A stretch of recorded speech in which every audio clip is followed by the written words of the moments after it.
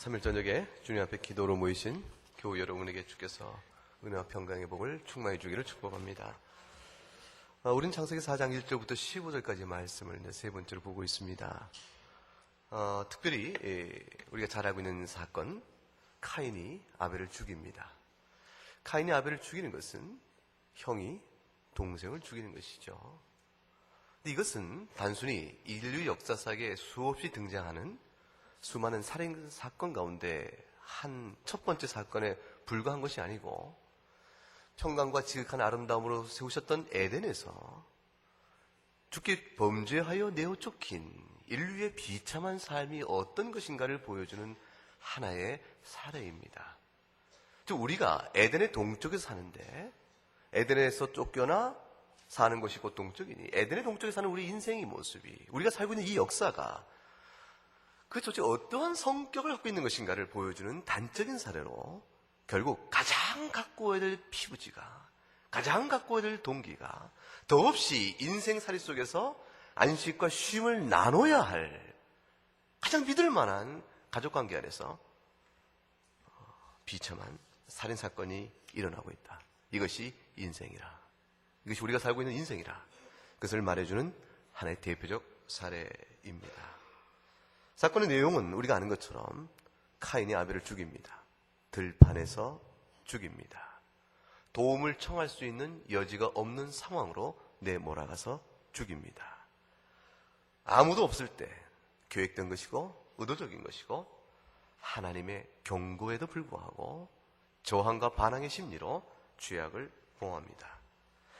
카인이 범한 죄의 성질은 한 세 가지 정도로 우리가 크게 요약해 볼 수 있는데요. 첫째는 하나님께 대한 저항입니다. 카인이 범한 죄의 성질은 근본적으로 하나로 요약해보면 하나님께 대한 저항인데 그 중에 첫 번째가 보상에 대한 불만이라고 볼 수가 있습니다. 어떤 보상입니까? 보상이라는 것은 무엇을 자신이 해놓고 거기에 대한 대가를 요구하는 것인데 또는 자기가 당한 것에 대한 손해를 보충시키는 것인데 카인이 자신이 하나님께 제사를 드렸음에도 불구하고 제사 드린 것에 대한 정당한 대가를 받지 못했다라는 저항감입니다. 이것은 하나님께 드린 제사나 예배의 의미를 전혀 깨닫지 못하고 있는 것이죠. 우리가 하나님께 나와서 드리는 모든 예배나 주의 이름으로 행하는 모든 봉사나 섬김은 그거를 근거로 인하여 하나님께 내가 무엇인가를 공로나 보상이나 칭찬이나 상급을 권리로 요구할 수 있는 것이 처음부터 본질상 아닙니다. 우리가 주님을 잘 섬겨나가면 하나님이 기뻐하십니다. 주의 교훈에 순종하면 주께서 기억하시고 냉수 한 그릇을 소자에게 준 것도 기억하시는 하나님께서 주를 섬기는 모든 교훈과 겸손한 헌신을 하나님 다 기억하시죠. 그러나 그 기억하시고 우리에게 상을 베푼다 할지라도 그것은 우리가 받을 권리가 아니고 그것조차 하나님이 기억하시고 그거를 칭찬하시는 하나님의 사랑이요 긍휼이요 은혜인 것입니다. 따라서 그것을 대해서 자신의 셈법으로 주께서 어찌하여 나의 헌신을 이렇게 저렇게 내가 생각하는 대로 나에게 서는데 하지 아니하는가 라는 이유로 하나님께 불평을 하는 것은 그 자체가 예배의 의미가 무엇이고 제사의 의미가 무엇인지를 전혀 깨닫지 못하는 자라 말할 수가 있습니다. 카인이 바로 그랬습니다. 누가복음 17장 10절에 이 말씀이 나오죠. 우리는 무익한 종이라. 마땅히 하여야 할 일을 할 뿐 그 이상의 의미를 무엇으로 주장할꼬. 카인이 행한 죄의 두 번째 성격은 이런 것입니다. 아벨의 제사와 자신의 것을 비교하여 그걸 통한 자신의 우월성에 대한 칭찬이 없는 것에 대한 불만입니다. 하나님께 대한 헌신과 예배는요, 다른 사람에 비하여 내가 더 헌신했다라고 말할 수 없습니다. 하나님께 드리는 예배는 근본적으로 하나님이 내게 어떤 분이시고 내가 그 앞에서 어떤 자인가라는 기본적 은혜에 대한 반응이요, 그 은혜에 대한 감사로 나가는 것이기 때문에 감사로 나가는 제사가, 그 예배가 다른 이에 비해서 더 많이 드렸다 적게 드렸다 할 수가 없는 것입니다. 그렇죠? 내가 저자보다 더 크게 주 앞에 예배하였으며 더 정시 예배하였으며 저자보다 내가 더 많이 헌신하였거늘 주께서 어찌하여 나에게 인생 사는 동안의 평강을 저자보다 덜 주시는가?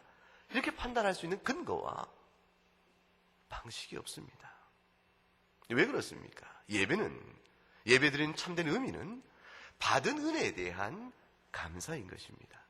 내가 주 앞에서 예배를 어찌 드리건 그 들어가는 모든 나의 예배를 향한 주를 섬겨하는 헌신은 이미 받은 것에 대한 감사로 나가는 것이니 받았은즉 나오는 것이니 이미 내가 받지 아니한 것이 없은즉 내가 내어드리는 헌신과 예배를 통해서 주 앞에서 더 요구할 다른 무엇이 있지 아니한 것이죠.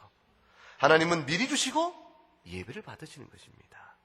하나님은 우리의 헌신과 그 섬김을 기초로 그것에 따라서 점수를 매겨 우리에게 칭찬하시고 아들 삼으신 것이 아니고 이미 우리를 주의 피로 구원하셔서 주의 자녀 삼으신 다음에 너희가 내가 너희 아버지요 내가 너희를 나의 자녀로 삼았으니 너희가 내 앞에서 정결히 행할 것이요 거룩히 행할 것이라. 삶의 요구를 우리에게 주시는 것입니다. 그 삶의 요구는 곧 우리를 위한 것이요 우리의 행복과 평안을 위한 것입니다. 미가서 6장 6절부터 8절에 보면 예배 원리가 이렇게 나와 있습니다. 내가 하나님께 무엇을 가지고 나아갈 것인가? 하나님이 내게 기뻐하시는 선한 것이 무엇인가를 보였으니 주께서 내게 구하시는 것은 8절 넘어가 보세요. 보면 오직 정의를 행하며 읽어볼까요? 오직 정의를 행하며 인자를 사랑하며 겸손하게 이것이 하나님이 기뻐하시는 예배요 신앙의 자태입니다. 생각해 보세요. 하나님이 기뻐하시는 예배요 자태가 하나님과 동행하는 것입니다. 그런데 하나님과 동행하는 것이 인자를 사랑하고 겸손하며 옳고 그른 것을 분별하여 공의롭게 행하는 것이라 이렇게 되어 있습니다.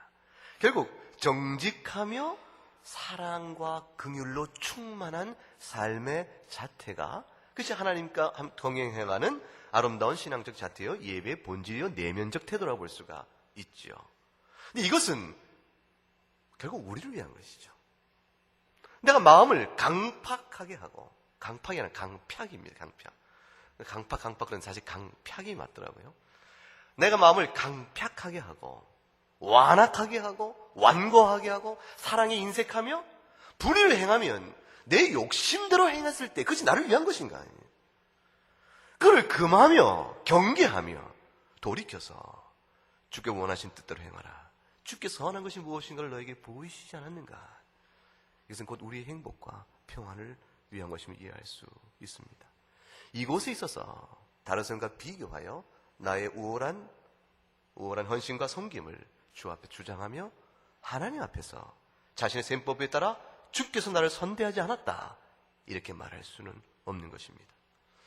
세 번째 카인이 행한 이 죄성에 대한 특징은 또 한 가지가 있죠. 그것은 무엇입니까? 하나님에 대한 증오와 하나님에 대한 미워하는 것을 결국은 누구에게 표합니까? 하나님이 사랑하는 자를 향하여 표합니다. 즉 아벨에 대한 증오를 통해서 하나님을 대적한 것입니다.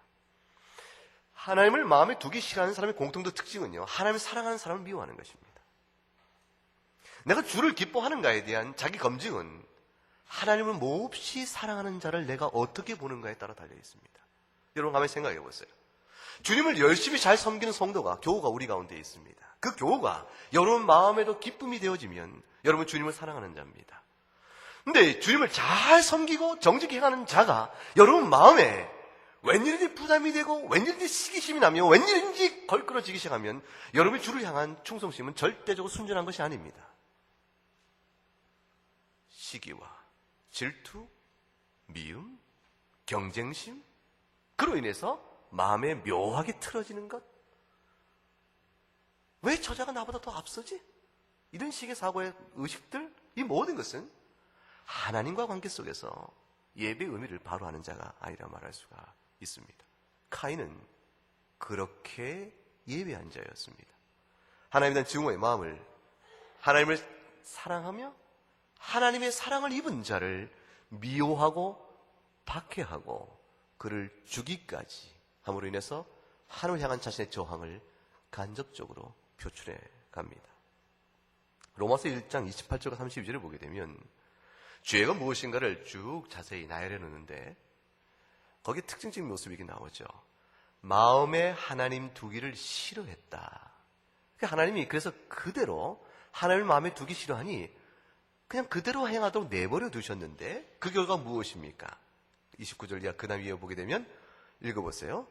곧 모든 불의, 추악, 탐욕, 악의가 가득한 자요, 시기, 살인, 분쟁, 사기, 악독이 가득한 자요, 수근수근하는 자요, 비방하는 자요, 하나님께서 미워하시는 자요, 능욕하는 자요, 교만한 자요, 자랑하는 자요, 악을 도모하는 자요, 부모를 거역하는 자요, 우매한 자요, 배약하는 자요, 무정한 자요, 무자비한 자라.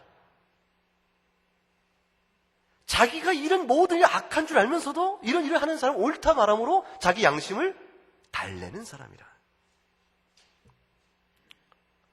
이 모든 악의 근원이 무엇이라고 한 가지 요약되어 있습니까? 하나님을 마음에 두기 싫어하였다.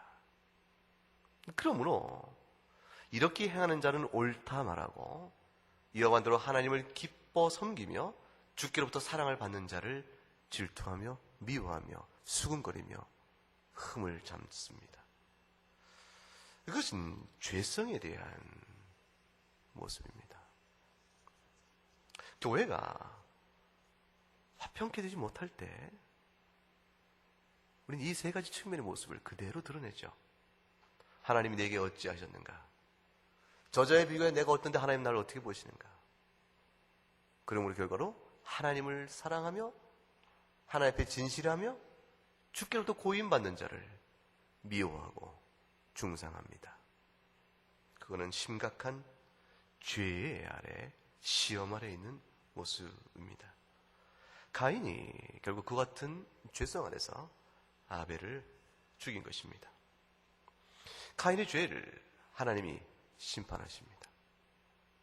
하나님은 공의 하나님이기 때문에 죄는 반드시 벌하십니다. 우리가 아는 것처럼 아벨의 핏소리가 땅에서부터 하나님께 호소하고 있다. 주께서 그렇게 말씀하셨어요. 아벨의 핏소리가 땅에서부터 하나님께 호소하겠다는 이 사실은 억울한 죽음이요, 하나님을 경외하면서 악한 세력에 의해서 당한 모든 고난과 슬픔을 하나님은 외면하지 않고 반드시 보응하신다는 사실을 우리에게 말해줍니다. 여러분, 아벨의 핏소리가 땅에서 하나님께 호소하고 있는 까닭은 두 가지 이유로 생각할 수 있죠. 첫째는 아벨 자체가 하나님의 형상으로 사람은 만들어졌기 때문에 살인은 하나님이 기억하시는 죄입니다. 살인은 하나님이 기억하시는 죄예요. 그래서 하나님의 형상을 살해한다는 것은 하나님 자신을 직접적으로 향한 죄의 성격을 지니고 있어서 아주 하나님이 악하게 다스리는 죄입니다. 그런데 하나님의 형상이 사람을 채친다는 것은 하나님의 형상의 살해예요. 동시에 모든 공의의 최종적 판결권은 하나님이 갖고 계시기 때문에 결국 아벨의 핏소리는 누구에게 호소가 갑니까? 하나님께 호소가 갑니다. 하나님께 약속하셨죠? 의인의 부르짖는 소리는 반드시 내가 들을 것이라고 말씀하셨어요. 로마서 12장 19절 그렇게 말씀하셨죠. 내 사랑하는 자들아, 너희가 친히 원수를 갚지 말고 하나님의 진노하심에 맡기라. 기록되었을 때 원수 갚는 것이 누구에 있다고 되어 있습니까? 하나님께 있다. 원수 갚는 것이 내게 있다는 것은 공의의 하나님이 최종적으로 의인의 모든 고통과 환난을 친히 아시는 주께서 낱낱이 가려내어 응분의 형벌을 내리실 것에 대한 약속의 말씀입니다. 역사 속에서 교회가 존재하는 동안에 하나님의 백성이 환난과 고난과 눈물 속에 지낼 수 있습니다. 사실 신자로 살아가는 것이 간단치가 않습니다. 억울함이 많이 있죠. 그 억울함이 많이 있기 때문에 사도 베드로는 신자가 당하는 고난 속에서 오히려 하나님의 복주심을 바라보라고까지 우리를 위로합니다.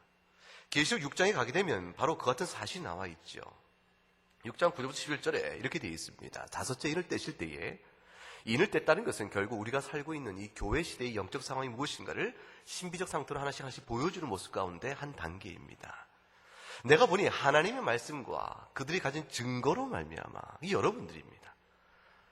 하나님의 말씀을 주의 말씀으로 받고 창세기부터 계시록까지 기록된 모든 말씀이 하나님의 엄밀한 말씀이요, 무한 영감의 말씀이요, 절대적 권위의 말씀인 줄 내가 믿음으로 고백하고 그 말씀 앞에 주어진 증거대로 내가 살아가는 사람들이 그로 인해서 환난과 억울함과 고통 속에서 죽임을 당한 영혼들이 있는데 그들이 제단 아래에 있어 뭐라고 말합니까? 큰 소리로 불러 이르되 거룩하고 참되신 대주제예요.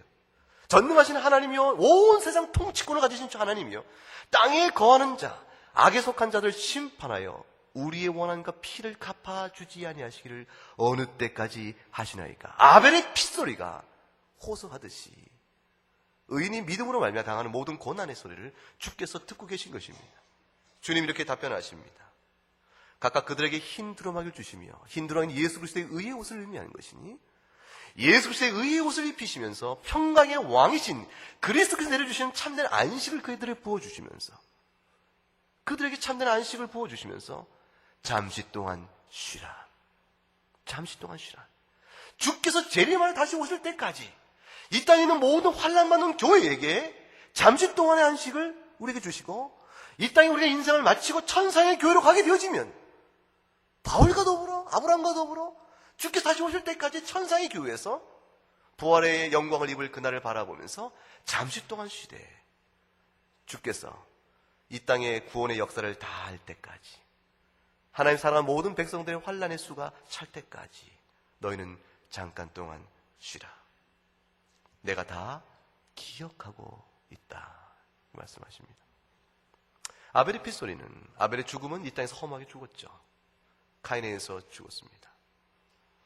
오랜 세월을 장사하며 살지 못했습니다. 억울한 죽음이요, 험한 죽음입니다. 그러나 인생은 그거로 모든 의미가 그치는 것이 아닙니다. 그렇게 죽은 아벨이지만 주께서 안식을 천상의 교회에서 베풀어 주시면서 주오실 영원한 안식을 그에게 약속해 주며 그에게 위로하여 말하기를 이제 너는 이곳을 잠시 동안 안식하고 쉬라. 그날에 되어지면 모든 환난을 너의 모든 환난을 내가 기억하며 영원한 안식을 줄 것이니 그때 충만한 위로가 있을 것임을 의미합니다. 우리 인생은 어떻게 살건 간에 결국 그곳에서 궁극적 의미와 희락과 기쁨을 찾을 수가 있게 되어집니다. 악인을 향한 하나님의 보응의 심판이 어떻게 나타납니까? 요한계시록 21장 8절에 이렇게 나타납니다. 불과 유황으로 타는 못에 던져질 것이라. 이것을 가리켜 둘째 사망이라고 말했으니 이 둘째 사망은 육신 가운데 사는 동안에 죽는 죽음 외에 부활하여 불과 유황으로 타는 못에 던져지는 죽음이니 이 둘째 사망은 영원한 죽음이요 다시는 돌이킬 수 없는 최종적이고 그런 죽음입니다. 하나님이 불과 유황으로 모든 흉악한 자와 두려워하는 자와 믿지 않은 자들과 사명을 음행하는 자가 점수감수하는 자들은 다 불과 유황못에 던져낼 것이라고 말했습니다. 에덴의 동쪽에 사는, 타락한 이후에 사는 우리 인간들이 이 하나님의 카인과 같은 죄성이 우리 가운데서도 발견되어진다면 우리가 그 악한 행악한 자들을 향하여 하나님이 예비하신 이 두려운 심판에서 건짐을 받을 수 있는 길이 있는가? 그래서 에덴 동쪽에 사는 우리 모든 인생 가운데서의 외침이며 갈망이며 호소여야 합니다. 우리가 인생 살면서 이 고난받는 인생 속에서 우리가 어떻게 이 환난 속에서 이 비참함 속에서 어디서 우리가 위로를 받을 수 있겠습니까? 우리 인생 중에 받을 유일한 참된 위로는 어디서 찾겠습니까? 이것이 우리의 궁극적인 질문이 되어야 합니다. 여러분 생각에 카인은 회개를 했을까요? 어떠세요? 성경 잘 읽어보세요. 오늘 이건 본문 잘 읽어보시고 카인이 회개했나 안 했나 한번 찾아보세요. 제 생각에는 카인은 회개하지 않았다 싶습니다. 구절을 한번 보세요. 창세기 4장 9절과 6절 먼저 한번 보고 6절을 보고 창세기 4장 6절을 보게 되면 하나님께서 이제 자기 제사를 받지, 가인의 제물을 받지 아니하자 제물을 받지 아니하는 하나님께 대하여 6절에 가인이 어떤 반응을 보입니까? 분하여 했고 안색이 변하였습니다. 하나님께서 네가 어찌하여 분해하며 어찌하여 안색이 변하는가? 이렇게 하나님이 질문을 던지신 것은 어떤 뜻이 있죠? 네가 잘못되었으므로 돌이키라는 뜻을 담고 있죠. 하나님이 안색이 변하고 분을 내고 있는 카인을 냉큼 잡아다가 바로 형벌 주지 아니하시고 그 까닭을 물으시는 질문의 형태로 인해서 가인에게 부드럽게 접근해 가십니다. 마찬가지죠. 4장 9절에 가보세요. 9절 가보게 되면 여호와께서 가인에게 이르시되 뭐라고 되어 있어요? 4장 9절에 내 아우 아벨이 어디 있느냐 물으셨어요. 하나님께서 아벨의 소재를 몰라서 물으셨을까요? 어딘지 몰라서 물으신 게 아니죠. 하나님께 물으시는 것은 바로 무엇입니까? 간접적으로 부드럽게 물으시는 것은 무엇을 기대하고 계신 것이죠? 요구하고 계신 것이죠? 회개입니다. 네가 한 일이 무엇인지를 네가 아는가? 하나님 참 우리에게 직접적으로 우리의 죄악상을 정면으로 지적하지 아니하시고 간접적으로 깨닫도록 돌이켜 우리 스스로 주 앞에 나오기를 기다리시는 일이 참 많습니다. 예수님께서도 그런 말을 많이 쓰셨는데 요한복음 보게 되면 가늠하다 현장에 붙들린 여인을 데리고 와서 돌로 칠까 어떨까 하고 예수님을 시험한 장면이 있습니다. 기억나십니까? 그럴 때 예수님이 그들에게 뭐라고 말씀하시죠? 너희가 악하다 이 흉악한 놈들 이렇게 직접 그 악을 지적하지 아니하시고 너희 가운데 뭐라고 얘기하십니까? 죄 없는 자가 먼저 돌로 치라. 그 말씀에 그들이 양심의 찔을 받고 돌을 놓고 돌아갔다. 그런 말이 나옵니다. 하나님은 악을 심판하시고 죄를 미워하시나 그러나 오래 참으시고 특별히 자기 백성, 자기 자녀를 향해서는요 그렇게 참을 수가 없게 참으시며 우리에게 돌이킬 수 있도록 계속해서 말씀하여 주십니다. 우리가 나태할 때 신앙의 깊은 나태와 어둠 속에 빠져 있을 때 그러면서도 그것이 모든 하나님 탓인 양 불평을 늘어놓고 있을 때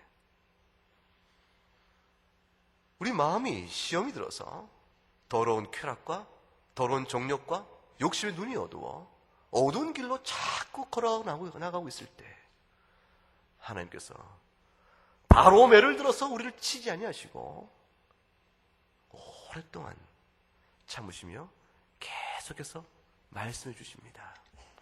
네가 지금 어디로 가고 있느냐? 네가 지금 무엇을 하고 있느냐? 네가 마음을 어디에 두고 있느냐? 설교와 기타 모든 성도의 교제와 찬송 속에서 계속 우리에게 말씀을 주십니다. 그래도 깨닫지 못하면 뭐 하는 수 없으시죠. 매를 들어서 정신을 차리게끔 톡 때리기도 하시죠. 사랑이죠. 카인이 창세기 4장 9절에 내가 내 아우를 지킨 자입니까? 라고 대답했습니다. 겸손한 태도로 말했겠어요? 아니면 금방 제가 읽어서 좀 거친 태도였겠어요? 여러분 같으면 어떻게 하겠어요? 제가 내 아우를 지키는 자입니까? 이렇게 겸손하게 얘기하지 않았겠죠? 볼멘 목소리로 내가 내 아우를 지키는 자입니까? 뭡니까? 이렇게 들었을 거예요. 굉장히 잘하죠? 제가 마음이 완악해서 아주 악역을 잘합니다. 이렇게 거칠게 대들었을 거라고요. 회개표가 아닙니다. 가인은 불만에 대한 이유를 내가 아벨을 죽인 까닭이 내가 정당하거늘 당신이 한 일을 아실 터인데 내게 와서 아벨의 소재를 묻는가? 내가 한 일을 당신이 모르지도 않을 것이요 내가 한 일이 옳을 것도 않을 것인데 당신이 그러면서도 내게 한 일을 생각해보면 내게 마치 책임을 추궁하듯이 그렇게 물을 수 있는 겁니까? 이 저항감이 아벨의 마음에 카인의 마음에 있었던 것입니다. 가인은 회개를 하신 사람이 아니었습니다. 하나님께서 그 카인에게 정확하게 진단을 하시고 형벌을 내리십니다. 하나님께서 하나님 앞에서 우리가 나중에 논쟁을 하거나 내가 어떤 일을 한 것에 대해서 주님이 책망하실 때 내가 지금 갖고 있는 변명과 핑계와 이유를 다 모아서 잘 적어놨다가 이렇게 또 변론을 나를 하면 내가 하나님을 이길 수 있을까요? 없을까요? 그건 물어보나 마는 질문이죠. 그렇죠? 우리가 하나님을 논쟁에서 이길 수 있을 것 같아요? 없을 것 같아요? 물어보나 마는 질문인데 이거 왜 묻냐면 죄를 범할 때는요, 이길 수 있을 것 같아요. 죄를 범합니다. 시험에 들어가지고, 시험에 들어서 하나님께 얼마든지 설명과 설득이 논쟁이 내가 이길 수 있을 거라고 생각하는 것이죠. 욥은 끊임없이 질문을 했죠. 욥기의 그 모든 해석의 어려움은 욥의 질문의 의도를 정확히 파악하지 못하는 데 있는데 욥은 끊임없이 질문한테 묻는 거예요. 하나님께 물었죠.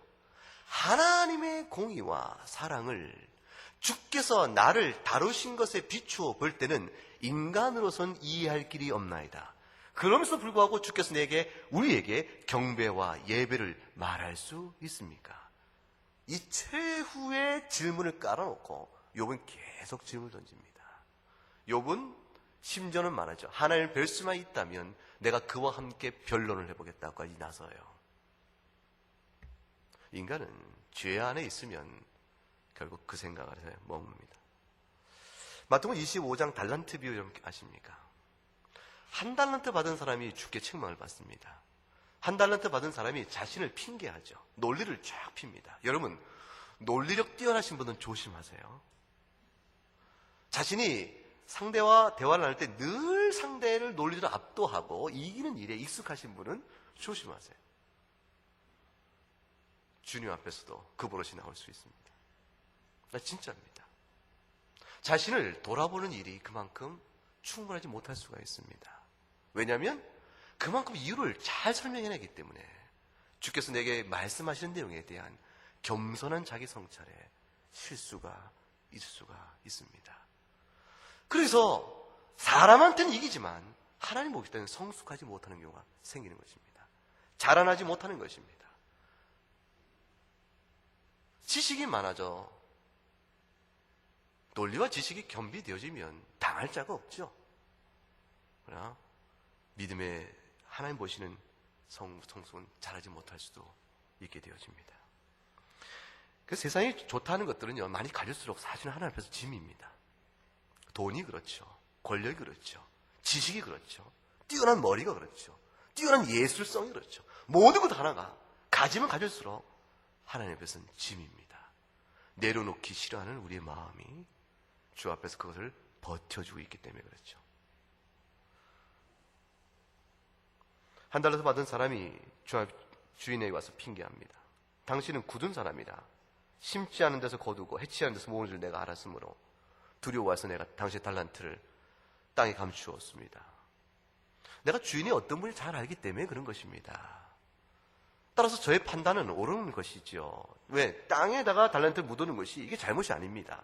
주인 생각해 보세요. 주인의 어떤 분인지 내가 잘 알고 주인이 어떤지를 내가 잘 알기 때문에 땅에 묻어놓은 나의 이 행동 결정은 이해할 만하지 않습니까?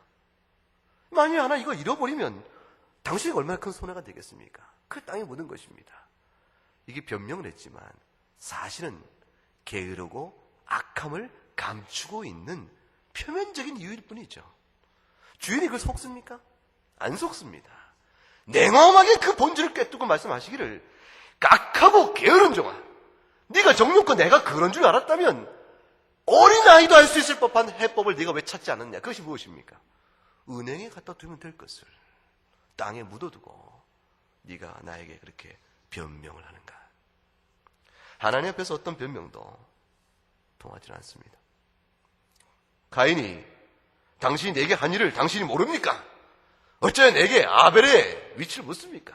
라고 볼맨소리로 투명하게 대답했을 때 하나님께서 말씀합니다. 4장 12절에 너는 땅에서 피하여 유리하며 안식을 얻지 못하는 채 방황하는 자가 될 것이라. 창세기상 12절에 주께서 하신 이 형벌의 내용은 오늘 모든 죄인이 에덴의 동쪽에서 겪게 될 슬픈 인생의 모습을 그대로 말해주고 있는 것에 다른 것이 아닙니다. 카인에게 특별한 벌을 더한 것이 아니고, 보세요. 밭을 가로도 땅이 다시는 그 효력을 내게 주지 않을 것이요. 뭐라고 돼 있죠? 아담이 타락한 이후에 땅이 뭐래? 엉겅퀴와 가시덤불을 낼 것이라는 것과 같은 말씀입니다. 그리고 네가 땅에서 피하며 유리한 자가 될 것이라. 이 말의 뜻은 뭐냐면요, 네가 이 세상 속에서 결코 평강과 안식을 누리지 못할 자가 될 것이라, 그 뜻입니다. 피하며 유리하는 자라는 것은 결국 안식, 쉼의 터전을 구하지 못한 채 여기저기 떠도는 자가 될 것이라는 뜻이 되어집니다. 가인에게 내린 형벌은 특별한 형벌이 아니라 죄 아래 살아가는 에덴의 동쪽에 사는 모든 사람의 인생의 비참함을 주께서 다시 한번 확인시키신 것입니다. 너는 인생 가운데서 결코 쉼을 얻지 못할 것이라. 가인이 13절 14절에서 뭐라고 말합니까? 나의 죄벌이 너무 무거워서 내가 견딜 수가 없고 나를 만나는 자마다 나를 죽일까 봐 두렵습니다 라고 말합니다. 어떻게 보게 되면 회개하는 표현 같아요. 그런데 그렇지 않습니다. 왜 그러냐면 지난주에도 말씀드린 것처럼 진정한 회개는요, 형벌의 무거움 가지고 하나님 앞에서 불만을 하지 않습니다. 참으로 자기가 하나님 앞에 범죄했다는 사실을 아는 자는 다윗이 밧세바와 간음하고 침상을 눈물로 적시며 가슴을 쥐어뜯고 주 앞에서 어떤 형벌이라도 변명할 여지 없이 받는 그 태도인 것처럼 형벌의 고통을 두려워하여 그걸 피하기 위하여 호소하거나 형벌의 고통이 너무 무거워서 과하다고 말하고는 굉장히 불평하거나 그렇게 말하지 않습니다. 진정한 회개한 사람은 죄의 비참한 그 자체로 슬퍼합니다. 하나님과 평강의 관계가 끊어지고 뒤틀어짐에 의한 애통의 마음으로 슬퍼합니다. 그것이 너무너무 속상한 것이에요. 나의 아버지 하나님 앞에서 내가 어찌 이렇게 배반의 삶을 살았어? 내가 죽기로부터 이렇게 내가 하나님을 영원하게 하지 못하고 죄 가운데 있었는가? 이 욕되게, 하나님의 영광의 은혜를 욕되게 했던 자신의 모든 죄성이 밉고 그 죄의 세력에 대한 깊은 탄식으로 가슴을 찢고 눈물을 흘리는 것이 참된 회개자의 눈물입니다.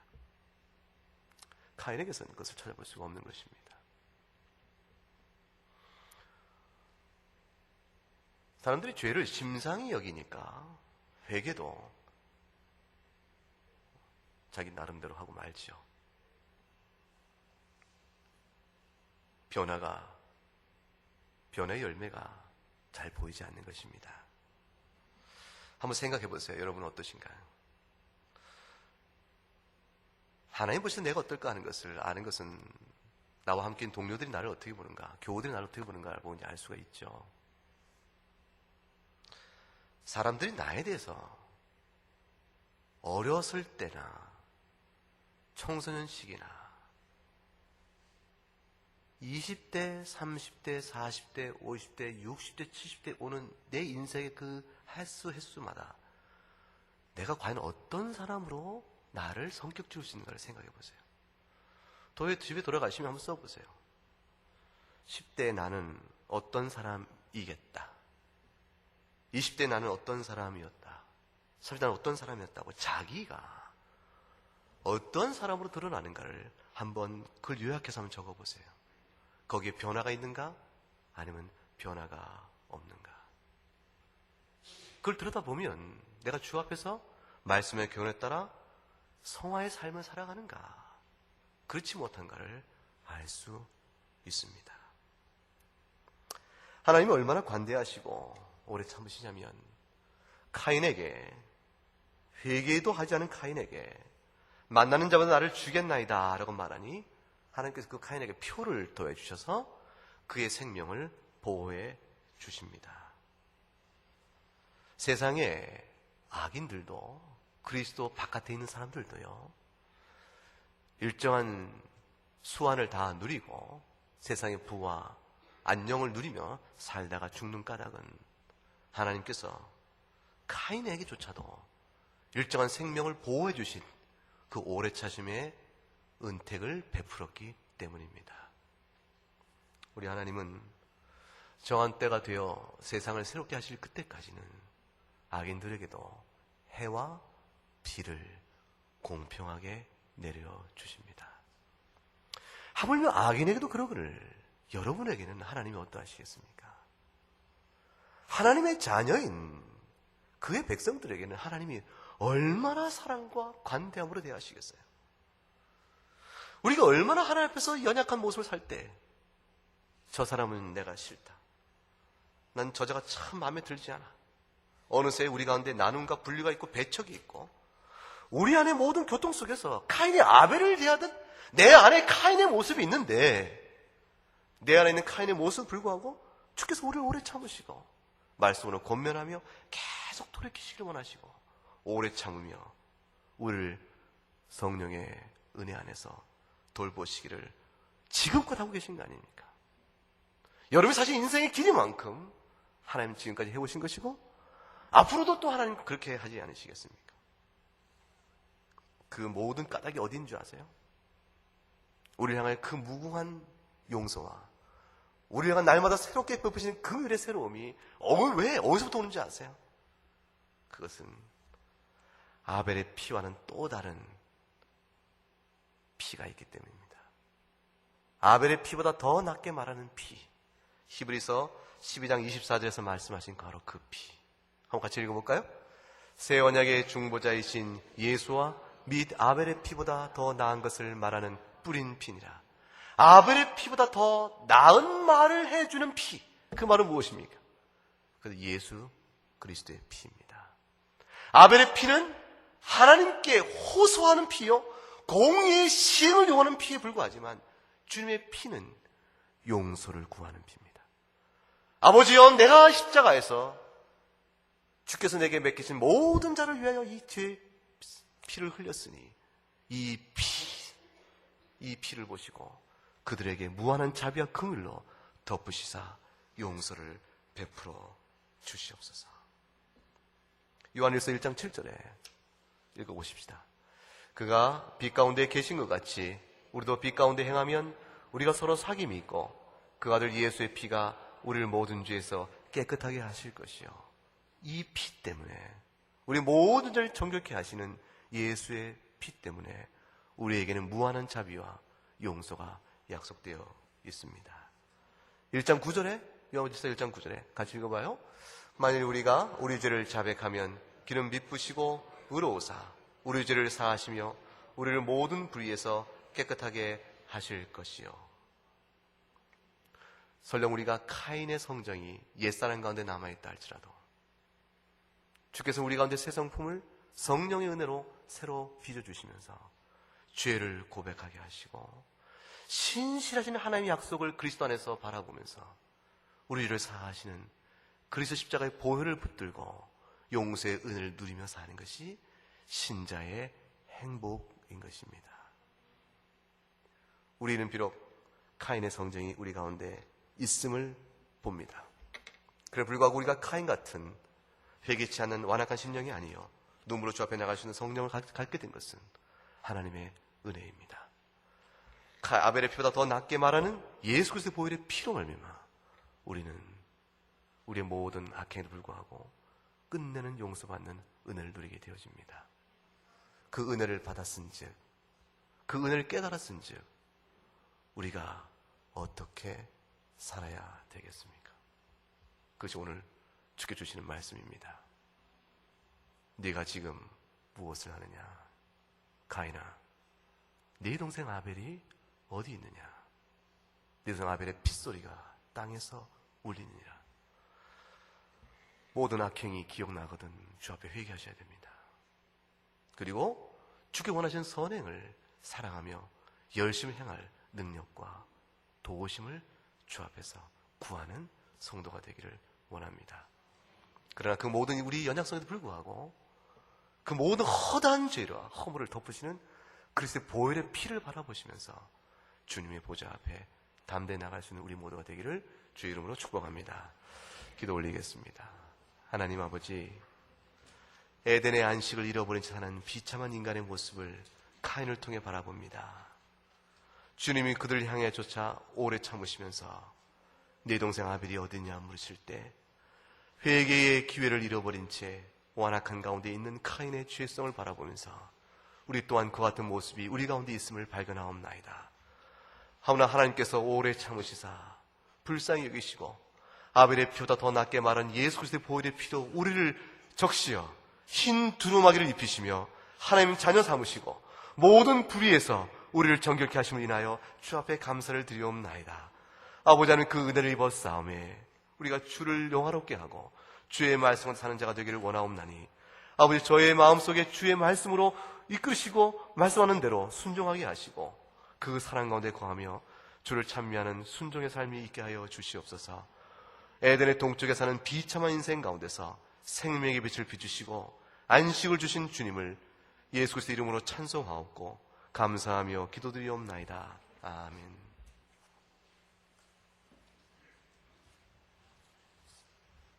귀한 말씀 큰 은혜 받았습니다. 이 시간 특송 시간입니다. 제4여전대 회원님들 나오셔서 찬양으로 하나님께 영광 돌리시겠습니다.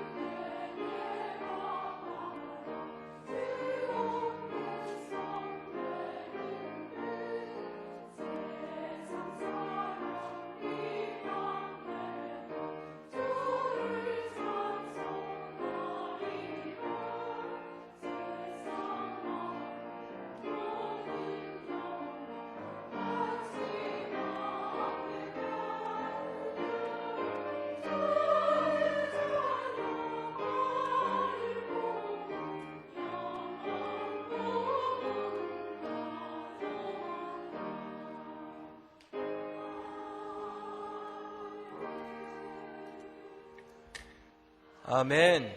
사회전도에 어느 중창단 나오셔서 찬양 드린 것처럼 은혜롭게 하나님께 영광을 돌렸습니다. 우리 다 함께 찬송가 260장, 통일 찬송가 194장 함께 찬양 부르시겠습니다.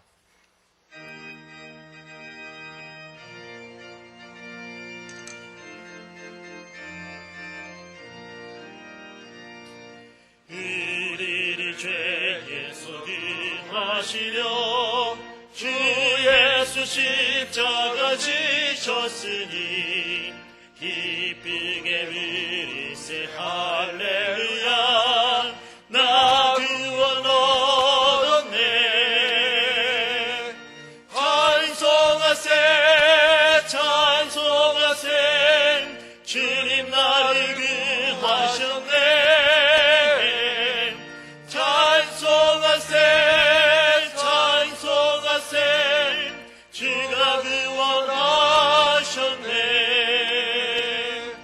우리를 주께서 구했으니 이전에 행하던 악한 일과 취하고 더러운 모든 죄를 온전히 버렸네. 찬송하세 찬송하세 주님 나를 구하셨네. 찬송하세 찬송하세 주가 구원하셨네.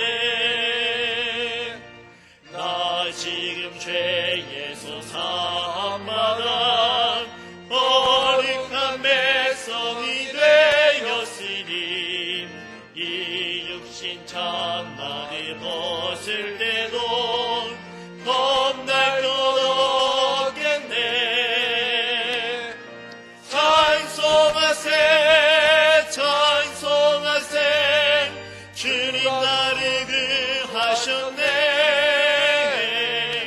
찬송하세 찬송하세 주가 구원하셨네. 우리가 이 세상 떠날 때에 예수의 손목을 굳게 잡고 영원히 즐거운 천국에서 주와 함께 살겠네. 찬송하세 찬송하세 주님 나를 구하셨네. 찬송하세 찬송하세 주가 구원하셨네. 아멘. 우리 합심으로 한번 기도하겠습니다. 우리 나라와 민족을 위해서 이 나라와 민족을 불쌍히 여겨 주옵소서. 주님 앞에 영적인 각성과 회개 운동이 나라며 전도 역사가 일어나며 구원의 백성을 더하옵소서 간절히 기도하고요. 두 번째로 지금 이 시간에 중고등부 청소년부가 강화도에서 수련회를 갖고 있습니다. 우리 중고등부 학생들이 주님 앞에 놀라운 은혜를 받게 하옵소서. 청년의 때 주님을 만나는 시간 되게 하옵소서. 하나됨을 확인하는 놀라운 은혜 시간 되게 하옵소서. 그리고 또 앞으로 진행될 모든 교회학교 수련회를 위해서 우리 합심으로 한번 기도하도록 하겠습니다. 나라와 민족을 위해서, 교회를 위해서 합심으로 기도하겠습니다. 고마우신 아버지, 이 나라와 이 민족을 불쌍히 여겨 주옵소서. 한국 교회를 불쌍히 여겨 주옵소서. 영적인 각성과 회개를 주시옵소서. 구원의 백성을 더하여 주옵소서. 믿기로 작정된 자는 다 믿었다고 했는데 이 한국 땅을 긍휼히 여겨 주시옵소서. 구원의 복음이 충만케 전파되는 역사가 있게 하여 주시기를 간절히 빌고 소원합니다. 뜨거운 눈물을 주옵소서. 회개를 주옵소서. 북한 백성을 불쌍히 여겨 주옵소서. 이 주의 아버지 하나님이여 그 땅의 복음이 증거되게 하여 주시기를 간절히 빌고 소원합니다. 화평교회 담임 목사님을 긍휼히 여기시며 은혜 장중에 붙들어 주시니 감사합니다. 이제 또 후임 목사님의 영육간에 강건하게 하시고 성령 충만한 가운데 주의 몸된 교회를 섬겨 나갈 때 부족함 없게 주님께서 복주시고 역사옵소서. 지금 이 시간에 청소년부 강화도에서 수련회가 진행 중입니다. 여호와 하나님께서 은혜 베풀어 주시고 충만케 하시며 우리의 청소년들이 주를 만나는 아름다운 수련회가 될 수 있도록 우리 주님께서 복주시고 역사하여 주시옵소서. 하나님 아버지, 이 나라와 이 민족을 불쌍히 여겨 주옵소서. 약한 자와 강한 자 사이에 도우리시는 하나님밖에 없습니다. 이 민족을 불쌍히 여겨 주옵소서. 약한 민족입니다. 주님의 은혜가 필요합니다. 구원의 은혜가 필요합니다. 불쌍히 여겨 주시고 건져 주시며 회개 운동이 일어나게 하옵소서. 80%가 넘는 불신자가 많이 있습니다. 그들에게 복음이 증거되게 하시고 교회가 구원의 방주 역할을 다하도록 복을 내려 주옵소서. 북한 백성들을 불쌍히 여겨 주옵소서. 우리 화평교회에 은혜를 베풀어 주시며 담임 목사님 지금까지 붙들어 주시고 참으로 목회를 잘할 수 있도록 복 주시니 감사합니다. 이후에 더욱더 강건케 하시고 이제 원로 목사님으로 추대됐는데 하나님께서 더욱더 건강 주시며 더욱더 은혜 가운데 주의 일을 감당케 하옵소서. 우리 후임 목사님으로 참으로 또 오신 우리 김병훈 목사님 영육간에 강건케 하시며 성령 충만한 가운데 바톤을 이어받아 주의 아름다운 교회를 이루어가며 주께 영광 돌리게 하옵소서. 지금 이 시간에 청소년부 수련회 중입니다. 하나님께서 은혜를 주시옵소서. 우리의 중고등부 학생들이 주 앞에 놀라운 은혜를 깨닫는 수련회가 되게 하시고 안전을 지켜주시며 주께서 은혜로 함께하여 주옵소서. 예수 그리스도의 이름으로 기도합니다. 아멘. 자, 광고 말씀 잠시 드리겠습니다. 우리 고구마 전도사역부에서 한 달에 한 번씩 이렇게 미혼모 사역을 가서 음식을 대접하고 게임도 하고 막 즐겁게 복음도 전하고 이런 사역을 이렇게 자비량 하시고 이렇게 했는데 좀 이게 좀 자금이 필요해서 떡국 설을 맞이해서 떡국을 좀 판매해서 그 미혼모들을 돕는 사역에 힘 박차를 가하고자 한다고 합니다. 2kg에 1만 원씩 판매한다고 하는데 떡집 가서 떡국 사지 마시고 내려가는 길에 사다가 설을 세시면은 더 아름답게 또 헌신하는 계기가 되겠습니다. 많이 협조해 주시기 바랍니다. 우리 주님께서 가르쳐준 기도하시겠습니다. 하늘에 계신 우리 아버지여, 이름이 거룩히 여김을 받으시오며 나라의 임하옵시며 뜻이 하늘에서 이루어진 것 같이 땅에서도 이루어지이다. 오늘날 우리에게 일용할 양식을 주옵시고 우리가 우리에게 죄진 자를 사하여 준 것 같이 우리 죄를 사하여 주옵시고